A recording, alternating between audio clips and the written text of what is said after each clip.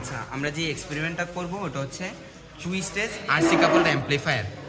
এটাকে 2টা স্টেজে আমরা সিগন্যালটাকে অ্যাম্পলিফাই করব। অ্যাম্পলিফিকেশন হচ্ছে জাস্ট আমি সিগন্যালের প্রথমে যে ভোল্টেজটা থাকবে এই ভোল্টেজের যেই অ্যাম্পলিটিউডটা থাকবে ওইটাকে বাড়াবো, এই যেই প্রসিডিউরটা এটা হচ্ছে অ্যাম্পলিফিকেশন।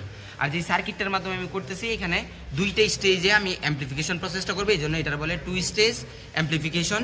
এবং এখানে আমি যে আরসি রেজিস্টর এবং ক্যাপাসিটরের মাধ্যমে আমি পুরো সার্কিটটা ডিজাইন করবো আর কি ট্রানজিস্টরের সাথে, এই জন্য এটাকে বলে আরসি কাপল 2 স্টেজ অ্যাম্পলিফায়ার আর কি। এখন যদি আমি সার্কিটটা দেখি কি করব, প্রথমে আমার একটা এসি সোর্স থাকবে যেই সিগন্যালটাকে আমি অ্যাম্পলিফাই করব, ওই সোর্সের এক প্রান্ত দিব এই যে 1 কিলো ওহম যে রেজিস্টর আছে ওইটাতে। আমি যদি দেখাই এই যে এখান থেকে আমার এসি সোর্সটা আসতেছে, এটা হচ্ছে আমার 1 কিলো ওহম রেজিস্টর। এই সবগুলো রেজিস্টর এবং ক্যাপাসিটরগুলো লেখা আছে ক্যাপাসিটেন্স কত করে, আর রেজিস্ট্যান্সগুলো আমরা মাল্টিমিটার দিয়ে মেপে নিয়েছি আর কি। এটা 1 কিলো ওহম। এরপরে এটার অপর প্রান্ত যাবে এই যে এসি সোর্সের অপর প্রান্ত যাবে এই যে গ্রাউন্ডের যে কমন পয়েন্টগুলো আছে সবগুলোর যে কমন পয়েন্ট ওইটাতে, এই যে আরেকটা প্রান্ত আমরা এখানে নিয়েছি। এই বরাবর হরাইজন্টালি সবগুলো কমন, এবং এই পাশটা যেখানে ব্রেক ছিল এই পাশটাকে আমি ইন্টারকানেক্ট করে দিয়েছি এই যে এই দুইটার মধ্যে। তার মানে এইখানে হরাইজন্টালি সবগুলা এখন গ্রাউন্ডের যে পার্টটা আছে যতগুলো কানেকশন নেওয়া লাগবে আমি সবগুলোতে নিতে পারবো আর কি।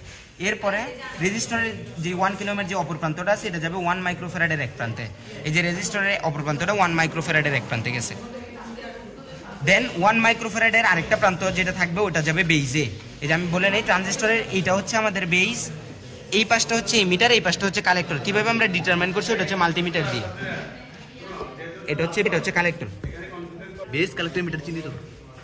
আচ্ছা, ক্যাপাসিটরটা আমি বেইজে দেওয়ার পরে বেইজে আর দুইটা কানেকশন যাবে। একটা হচ্ছে এই রেজিস্টরটা হচ্ছে 10 কিলো ওহম, এই যে আমাদের 10 কিলো ওহম রেজিস্ট্যান্স, এটার এক প্রান্ত বেইজে যাবে। আর এটার অপর প্রান্তটা ওই যে এসি সোর্সের যে প্রান্তগুলোকে আমি কমন করছিলাম ওইটাতে যাবে, এটা হচ্ছে 10 কিলো ওহমের।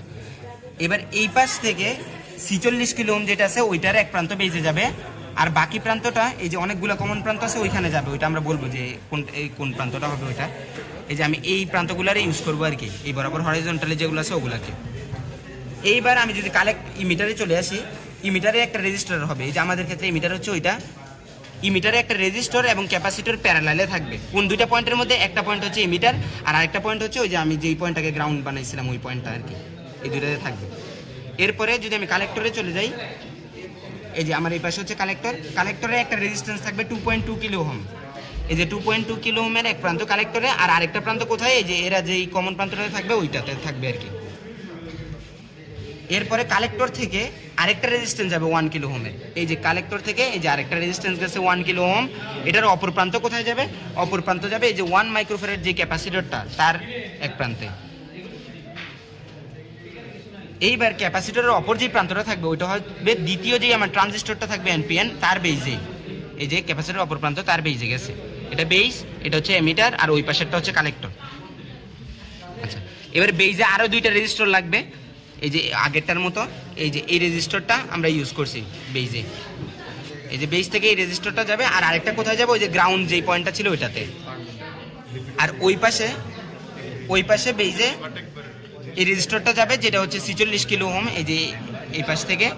আর এর পরের প্রান্তটা যাবে হচ্ছে রেজিস্টরের অপর প্রান্তটা যাবে হচ্ছে ওই যে ওই পাশে যেইগুলো আমি কমন বানাবো ওই প্রান্তটাতে, এটা হচ্ছে 46 কিলো ওহম, আর আগেরটা ছিল বেইজে 10 কিলো ওহম, এই যে এটা। এরপরে বেইজের পরে যদি আমি এমিটারে চলে আসি, এমিটারে আগের মতোই একটা রেজিস্টর আর একটা ক্যাপাসিটর প্যারালালি থাকবে। আচ্ছা, একটা রেজিস্টর আর একটা ক্যাপাসিটর আগের মতোই এমিটারে প্যারালালি থাকবে, এবং প্যারালালটা কার মধ্যে হবে, একটা প্রান্ত তো এমিটারের মধ্যে থাকবে এদের দুইজনেরই, আর আরেকটা প্রান্ত হচ্ছে ওই যে আমি গ্রাউন্ড যেটা বানাইছি ওইটাতে যাবে আর কি। এবং এই রেজিস্টরটার ভ্যালু হচ্ছে 680 ওহম, আর এই ক্যাপাসিটরটার ক্যাপাসিটেন্স হচ্ছে 22 মাইক্রোফ্যারাড। এরপরে আমি যদি কালেক্টরে চলে যাই, ওই পাশ থেকে কালেক্টরে একটা রেজিস্টর যাবে 2.2 কিলো ওহমের যে রেজিস্টরটা, এই যে কালেক্টর থেকে এক প্রান্ত যাবে, আর আরেক প্রান্ত হচ্ছে ওই সাইডে আমি যেটা কমন বানাবো ওইটাতে। তারপরে কালেক্টর থেকে 1 মাইক্রোফ্যারাডে একটা ক্যাপাসিটরের এক প্রান্তে যাবে, এই যে কালেক্টর থেকে আমি 1 মাইক্রোফ্যারাড ক্যাপাসিটরের এক প্রান্তে নিছি, আর ক্যাপাসিটরের অপর প্রান্তটা যেইখানে যাবে ওইখানের মধ্যে আমি একটা লোড কানেক্ট করবো। এখানে লোডটা দেখানো হয় নাই, এইখানে একটা লোড হবে, লোডের এক প্রান্ত এই যে ক্যাপাসিটর ওই প্রান্ত থেকে লোডটা হবে, আর অপর প্রান্তটা কোথায় যাবে, এই যে আমি গ্রাউন্ড যেখানে দিছি ওইখানে। এইবার আমার বায়াসিংটার কথা যদি আমি বলি, যে গ্রাউন্ড আর পজিটিভ বলতে যেটা বোঝাচ্ছিলাম, এই রেজিস্টর দুইটারে ট্রানজিস্টর দুইটারে অ্যাক্টিভেট করার জন্য আমার বায়াসিং করতে হবে ডিসি দিয়ে, ওটা এসি দিয়ে হয় না। তো বায়াসিংটা কোথায় হবে, এটা যেহেতু এনপিএন ট্রানজিস্টর, আমি এখানে যদি দেখাই এই যে আমার ট্রানজিস্টরটা হচ্ছে এনপিএন, এটা হচ্ছে এমিটার, এটা হচ্ছে কালেক্টর, আর এটা হচ্ছে বেস। যদি এনপিএন হয় তাহলে এমিটারের এই যে কারেন্টের ফ্লোটা হবে এইদিকে। আমরা এটা জানি ট্রানজিস্টরটা অ্যাক্টিভেট করার জন্য এই এন এর সাথে মানে ইমিটার জাংশনটারে ফরওয়ার্ড বায়াস করতে হবে, তাহলে এন এর সাথে লো ভোল্টেজ দিতে হবে, যার কারণে আমরা এমিটারের সাথে দিব হচ্ছে গ্রাউন্ড পয়েন্ট, এই যে এটা দিব। আর কালেক্টরে কালেক্টরতে এন, এটা পি, তাহলে এন এর সাথে কালেক্টরে করতে হবে রিভার্স বায়াস, তাহলে এখানে দিতে হবে পজিটিভ। এই জন্য আমরা এই কমন পয়েন্টে দিব প্লাস বিসিসি, এখানে প্রায় 12 ভোল্টের মতো দিব। আর এটার যে নেগেটিভ প্রান্ত আছে ডিসি ভোল্টেজটার, ওইটা দিব এই যে আমার যে গ্রাউন্ড যে পয়েন্টগুলো বানাইছি ওইটার এক প্রান্তে। এই যে আমরা যদি দেখাই, এই যে এটা হচ্ছে আমি নেগেটিভ প্রান্ত থেকে আনছি, এটা হচ্ছে ওই যে কালেক্টরে বায়াসিং এর মিটারে বায়াসিং এর জন্য, আর এটা হচ্ছে আমার কালেক্টরে রিভার্স বায়াস করার জন্য যেটা দিয়েছি প্লাস বিসিসি। এটা হচ্ছে আমার কানেকশন। এবার আমি কি করব, এটা যদি আমি একটু দেখাই। প্রথমে আমার কাজ হবে হচ্ছে আগে ইনপুট সিগন্যালটার যে অ্যামপ্লিটিউডটা কত ওইটা আগে দেখে না। এই যে ইনপুট সিগন্যাল কোথা থেকে আসতেছে, এই যে এটা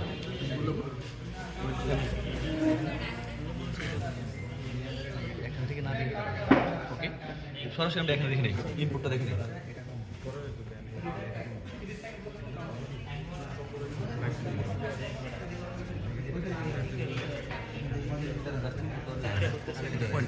আচ্ছা, এটা হচ্ছে আমার ইনপুট সিগন্যাল, যেটাকে আমি অ্যামপ্লিফাই করবো আর কি। ইনপুট সিগন্যালটা আমি যত সম্ভব কম রাখবো, কারণ অ্যামপ্লিফিকেশনের পরে ওটা অনেক বেড়ে যাবে আর কি। এখন আমরা কততে রাখছি, আমরা রাখছি হচ্ছে 0.5 ভোল্ট পার ডিভিশন, মানে একটা ঘর 0.5 ভোল্ট, তাহলে এখানে পিক টু পিক আছে হচ্ছে 1 ভোল্ট। আর যদি অ্যামপ্লিটিউডের কথা বলি তাহলে এটার অ্যামপ্লিটিউড হচ্ছে 0.5 ভোল্ট। এটা হচ্ছে আমার ইনপুট সিগন্যাল, এটা আমি দেখে নিলাম। এবার অ্যামপ্লিফিকেশনের পরে সিগন্যালটা কি হবে এটা দেখার জন্য আমি আউটপুটে যাবো আর কি। আউটপুট হচ্ছে এই লোডটার অ্যাক্রসে একটু ডিস্টর্টেড হয়ে যাবে আর কি ওয়েবটা। এখন একটা স্কেলে 0.5 ভোল্ট রাখছি, এটার অ্যামপ্লিটিউড অনেক বেশি হতে সিগন্যালটা অনেক বাইরে চলে গেছে। এখন স্কেলটাকে যদি আমি বাড়াই দিই, মানে একবারে ভোল্টেজটা বাড়াই দিই, তাহলে আস্তে আস্তে ভিতরে চলে আসবে আর কি। একটু ডিস্টর্টেড হয়ে গেছে সাইন ওয়েভটা, কিন্তু আমি অ্যামপ্লিটিউডটা মাপতে পারবো আর কি এখান থেকে। তাহলে এইটার এখন যদি আমি পিক টু পিক দেখি, আগে ছিল 1 ভোল্ট পিক টু পিক, এখন এক ঘরে 2 ভোল্ট রাখাতে এখানে কয় ঘর আছে, 1 2 3 4 প্রায় 5 ঘরের মতো আছে আর কি পিক টু পিক। তাহলে 5 ঘরে আছে প্রায় 10 ভোল্ট, আগে ছিল মাত্র 1 ভোল্ট, এখন 10 ভোল্ট, প্রায় 10 টাইমস অ্যামপ্লিফিকেশন হয়ে গেছে। এখন আমি রিডিংটা যেভাবে নিব, এটা হচ্ছে একটা ফিক্সড ফ্রিকোয়েন্সিতে আছে, এখন হচ্ছে 200 হার্টজ। আমি যে কোনো একটা ফ্রিকোয়েন্সি থেকে, যেখান থেকে অ্যামপ্লিফিকেশনটা মোটামুটি শুরু হয়েছে আমি দেখতে পাচ্ছি, ওই ফ্রিকোয়েন্সি থেকে রিডিং নেওয়া শুরু করবো। এখানে যদি দেখাই, এই যে ফ্রিকোয়েন্সি আমি 100 থেকে শুরু করলাম, যখন ফ্রিকোয়েন্সি 100 তখন আউটপুট ভোল্টেজটা পিক টু পিক কত এটা আমি দেখে নিলাম। এটা এখন কত আছে, 1 2 3 4 5-এর মতোই আছে আর কি, প্রায় 10 ভোল্ট আর কি, 10 ভোল্টই আছে। তারাও আগে থেকে আমি চাইলে ফ্রিকোয়েন্সি শুরু করতে পারি। এই যে ফ্রিকোয়েন্সি এখন এটাকে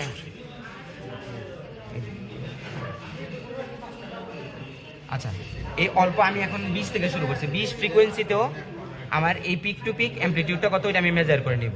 তারপরে আস্তে আস্তে ফ্রিকোয়েন্সি চেঞ্জ করব, আর আউটপুট ভোল্টেজটা কত হয় ওটা আমরা দেখবো আর কি। যে এখানে দেয়া আছে ওরা 150 থেকে শুরু করছে, প্রতিটার জন্য ইনপুট ভোল্টেজ ফিক্স, তার মানে আমি এই অ্যামপ্লিটিউড আর অ্যাটেনুয়েটর কিছু করব না। এরপর আমার কাজ হবে এক একটা ফ্রিকোয়েন্সির জন্য আমি জাস্ট আউটপুটের সিগন্যালটার মাধ্যমে পিক টু পিক ভোল্টেজটা কত হয় প্রতিটা ফ্রিকোয়েন্সির জন্য ওটা আমরা দেখবো আর কি। জাস্ট নির্ণয় করব, হ্যাঁ ওটা নির্ণয় করবো, ওটা নির্ণয় করার পরে ওই ফ্রিকোয়েন্সির করেসপন্ডিং এ ভোল্টেজ গেইনটা হবে এটা। আচ্ছা, আমরা প্রতিটা ফ্রিকোয়েন্সির জন্য আউটপুট ভোল্টেজটা দেখবো শুরুতে। যে আমি যে কার্ভটা একটু দেখাই, এই রেঞ্জটার জন্য যখন আমি ফ্রিকোয়েন্সি আস্তে আস্তে বাড়াইতে থাকবো তখন আমি দেখবো যে আউটপুট ভোল্টেজটা আস্তে আস্তে বাড়তেছে আর কি। আউটপুট ভোল্টেজটা আস্তে আস্তে বাড়তে থাকবে, এরপরে একটা নির্দিষ্ট ফ্রিকোয়েন্সির পরে গিয়ে আউটপুট ভোল্টেজটা আর তেমন চেঞ্জ হবে না। এরপরে যেটা হবে একটা নির্দিষ্ট ফ্রিকোয়েন্সি আসবে, তারপরে গিয়ে যখন আমি ফ্রিকোয়েন্সি বাড়াইতে থাকবো ভোল্টেজ আবার কমা শুরু করবে। এখন এটা তো আমি জাস্ট আউটপুট ভোল্টেজ দিয়ে বলতেছি, কিন্তু অ্যাকচুয়ালি আমি কার্ভ টাক্সি হচ্ছে ভোল্টেজ গেইনের সাথে লগারিদমিক ফ্রিকোয়েন্সি বা ফ্রিকোয়েন্সিও বলতে পারি। এখন ভোল্টেজ গেইনটা কি, ভোল্টেজ গেইনটা হচ্ছে output voltage divided by input ভোল্টেজের যে পিক ভ্যালু। আমি যদি ইনপুট ভোল্টেজটা যেহেতু পিক টু পিক নিছি, তাহলে আউটপুট ভোল্টেজেরও আমি এখানে পিক টু পিক নিব, দেন এটার যে রেশিও হবে ওইটাই হচ্ছে আমার ভোল্টেজ গেইন। এখন যদি যেহেতু ইনপুট ভোল্টেজটা আমি ফিক্স রাখছি, তাহলে আউটপুট ভোল্টেজটা বাড়লেই ভোল্টেজ গেইনটা আস্তে আস্তে বাড়বে, এই জন্য আমি আউটপুট ভোল্টেজ দিয়ে ভোল্টেজ গেইনটাকে ব্যাখ্যা করলাম আর কি। আচ্ছা, এখন আমাদের রিডিংটা একদম সিম্পল হবে, আগেও আমি মেনশন করছি, জাস্ট আমি ফ্রিকোয়েন্সিটাকে চেঞ্জ করতে থাকবো। আচ্ছা, প্রতিটা ক্ষেত্রে আমি ফ্রিকোয়েন্সিগুলোকে চেঞ্জ করতে থাকবো এবং ওইটার করেসপন্ডিং আউটপুট ভোল্টেজগুলো কত ওইটা আমি বের করব। আর আউটপুট ভোল্টেজের ওই পিক টু পিক ভ্যালুটাকে ইনপুট ভোল্টেজের পিক টু পিক যেই ভ্যালুটা আছে ওইটা দিয়ে ডিভাইড করে করে আমি প্রতি ক্ষেত্রে ভোল্টেজ গেইনগুলো বের করব। এবং আমি এই প্যাটার্নটা অবজার্ভ করবো, প্রথমে যখন ফ্রিকোয়েন্সি বাড়াইতে থাকবো আস্তে আস্তে ভোল্টেজ গেইনটা বাড়বে, এরপরে একটা পরে গিয়ে ভোল্টেজ গেইন আর তেমন বাড়বে না, ম্যাক্সিমামে পৌঁছে যাবে আর কি। এরপরে যখন ফ্রিকোয়েন্সি বাড়াবো আস্তে আস্তে ভোল্টেজ গেইনটা আবার কমবে। এখন এই যে রিজিয়নটা, এই যে এটা আমি ধরে নিচ্ছি maximum voltage gain, maximum voltage gain আমি ধরে নিচ্ছি 0.9, এর বেশি হবে না, 1 এর বেশি কখনোই হবে না, কারণ ইনপুটটা সবসময় আউটপুট থেকে, না সরি 0.1 না, এখানটা আমি ধরে নিচ্ছি 50। এই ম্যাক্সিমাম ভোল্টেজ গেইনের যদি আমি √2 দিয়ে ভাগ দেই একটা ভোল্টেজ গেইন আসবে। আমি ধরে নিচ্ছি এক্সাম্পল স্বরূপ ওটা ফর এক্সাম্পল 30। এইবার এই 30 ভোল্টেজ গেইন বরাবর আমি যাব, এইখানে একটা ফ্রিকোয়েন্সি পাবো, এইখানে একটা ফ্রিকোয়েন্সি পাবো। এই দুইটা ফ্রিকোয়েন্সির মধ্যে যেই ব্যবধান বা ডিফারেন্স ওইটা হচ্ছে আমার ব্যান্ডউইথ। এখন আমি তো কার্ভ আঁকছি হচ্ছে লগারিদমিক ফ্রিকোয়েন্সির মাধ্যমে আর কি, তার মানে এইখানে পাবো আমি log 10 of f1 আর এইখানে পাবো log 10 of f2। তাহলে f1টা আমি কিভাবে বের করবো, 10 টু দি পাওয়ার, এটার ভ্যালু যদি 2.3 হয়ে থাকে 10 টু দি পাওয়ার 2.3 হচ্ছে f1, এটার ভ্যালু যদি 3.4 হয়ে থাকে f2 আসবে হচ্ছে 10 টু দি পাওয়ার 3.4। এইটা হচ্ছে এই যে এই পজিশনের ফ্রিকোয়েন্সি আর এটা হচ্ছে এই পজিশনের ফ্রিকোয়েন্সি, দেন এই দুইটার যে ডিফারেন্স হবে ফ্রিকোয়েন্সির ওইটাই হবে আমার ব্যান্ডউইথ।